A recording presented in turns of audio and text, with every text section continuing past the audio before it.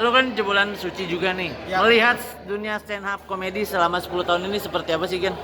Gue juga kebetulan ngikutin audisinya dari tahapan audisi di kota-kota sampai yang audisi final di Jakarta. Gue ngikutin dan gue ngeliat kayaknya stand up komedi itu jujur sekarang semakin berkembang gitu, dan komik-komiknya itu sekarang benar-benar kayak dari hati gitu. Kalau gue lihat tuh kayak semua tuh punya karakter, ada yang pedagang mie ayam gitu, ada yang ini.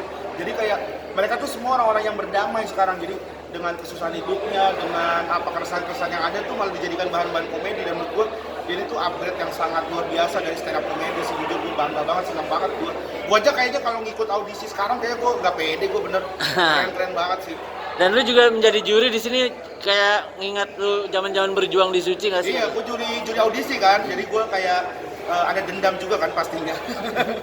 Dulu gue waktu Suci 4 di thank you win sama Bang Radit, tapi enggak lah, jadi juri tuh gue nonton, gue nikmatin banget jadi juri dengan 200 peserta. Gue bisa ngelihat lebih banyak komika-komika dari daerah yang ternyata cukup mengagetkan, mereka luar biasa sih.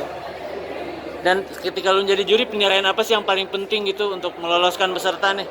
Ya, kalau untuk meloloskan peserta, jadi kalau gue ada dua sih kuncinya. Yang pertama itu karakter dia yang akan dibawa untuk ke panggung Suci, karena itu yang selalu gue pegang dari gue di Suci 5 itu, yaitu karakter apa yang kita punya, persona apa, karena itu yang akan membedakan kita nantinya dengan stand up comedian yang sekarang tuh udah banyak banget. Itu yang pertama. Dan yang kedua tuh yang pasti yang lucu. Jadi gue lihat yang memang dia lucu, dan lucunya tuh bisa untuk tayang on air karena ini kan buat di TV ya, dan aman gitu. Itu sih yang jadi bahan penilaian gue, dua itu. Bang, kan ini kan Suci udah 10 sesi ya? 10 sesi dan dunia stand up juga 10 tahun belakangan semakin maju gitu. Ya. Dan sampai gara-gara stand up komedian, komika-komika tuh kayak punya profesi baru gitu di dunia hiburan gitu. Nah, penilaian lu seperti apa sih dengan seperti ini?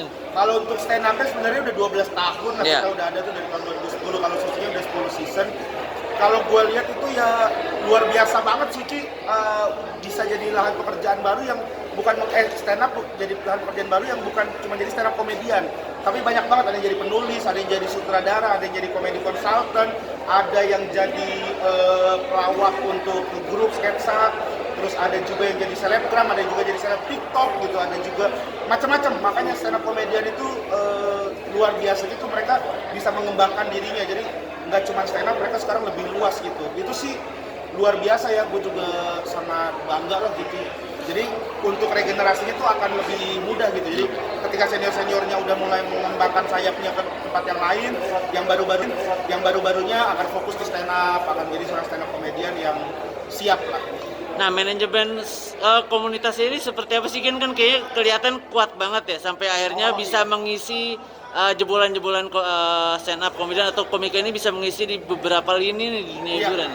Kalau komunitas tuh emang alhamdulillah komunitas stand up itu salah satu komunitas yang benar-benar solid ya. Gue juga ngikutin beberapa komunitas dan gue ngerasa komunitas stand up itu yang kayak senior itu, walaupun lu udah jadi, lu udah punya pekerjaan, lu udah punya seperti apa, di tengah-tengah kesibukan tuh kayak masih sempet datang ke komunitas buat open mic, buat ngobrol sama teman-temannya, buat nanya perkembangannya gitu. Jadi emang luar biasa banget lah gitu. Kayak Bang Panji aja masih sering datang ke open mic, masih sering datang buat ngobrol sama teman-teman komika gitu. Jadi emang solid banget. Kita juga sering banget kumpul, kita juga punya kantor, kita juga setiap setahun sekali selalu ngadain event tahunan. Kayak tahun ini kita bakal ada jambore gitu, jambore stand up yang isi itu emang pesta stand up komedian semua. Jadi seperti itulah yang akhirnya membuat kita tuh semakin kuat. Jadi kayak kita tuh bisa mengembangkan bakat-bakat lainnya gitu. Kayak misalnya lu penulisan bagus nih gitu, jadi kadang ikut gue yuk jadi komedi konsultan gue dulu gitu. Jadi emang itulah kerennya stand up komedi, komunitasnya tuh.